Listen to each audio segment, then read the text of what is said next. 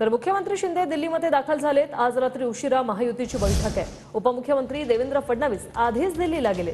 महायुतीच्या बैठकीत गृहमंत्री अमित शहा उपस्थित राहणार आहेत। महायुतीच्या बैठकीत जागा वाटपाचा तिढा सुटण्याची शक्यता आहे। ही दोन दृश्य आपण पाहतोय। शिंदे अजित पवार थोड्याच वेळात दिल्लीत पोहोचणार आहेत, तर उपमुख्यमंत्री देवेंद्र फडणवीस या आधीच दिल्लीत पोहोचलेले आहेत। रात्री उशिरा महायुतीची बैठक आहे, यामध्ये मुख्यमंत्री शिंदे दिल्लीत दाखल झालेले आहेत। अजित पवार देखील आता दिल्लीमध्ये दाखल झालेले आहेत। रात्री उशिरा ही बैठक पार पडणार आहे आणि उपमुख्यमंत्री देवेंद्र फडणवीस या आधीच दिल्लीला पोहोचलेले आहेत। महायुतीच्या आजच्या बैठकीत जागा वाटपाचा तिढा सुटणार का हे पाहणं महत्त्वाचं असणार आहे। गृहमंत्री अमित शहा हे या बैठकीत उपस्थित असणार आहेत, त्यामुळे जागा वाटपाचा जर तिढा सुटला तर भाजपची यादी जी आहे ती समोर येऊ शकते। त्यामुळे सगळ्यांचं लक्ष आजच्या बैठकीकडे लागलेलं आहे।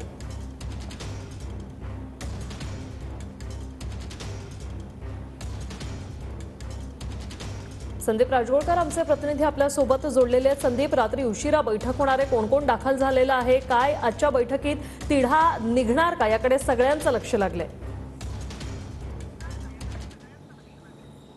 अगदी खरं तर पहिल्या टप्प्यातलं मतदान जे आहे ते आता अवघ्या काही दिवसांवर येऊन ठेपलेलं आहे वृषाली, आणि ही बैठक कदाचित शेवटची बैठक असू शकते महाराष्ट्रातल्या नेत्यांची केंद्रीय नेतृत्वासोबत।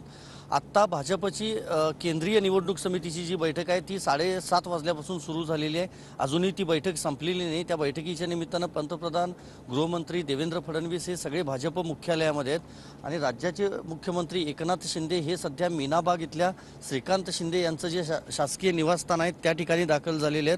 आतमध्ये आता सध्या आहेत मुख्यमंत्री आणि उपमुख्यमंत्री दुसरे अजित पवार हे देखील राजधानी दिल्लीमध्ये दाखल झालेले आहेत। त्यामुळं या तिघांची म्हणजे मुख्यमंत्री आणि दोन्ही उपमुख्यमंत्री यांची आणि केंद्रीय गृहमंत्री अमित शहा यांची एक बैठक महत्त्वपूर्ण होणार आहे। आज रात्रीच ती बैठक होणार आहे आणि काही जागांवरचाच जो तिढा आहे तो कायम असल्याचं वारंवार सगळे नेते महायुतीतले सांगतायत।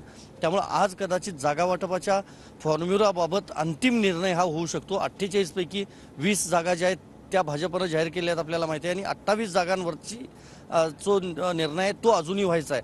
त्यामध्ये अनेक महत्त्वाचे मतदारसंघ आहेत।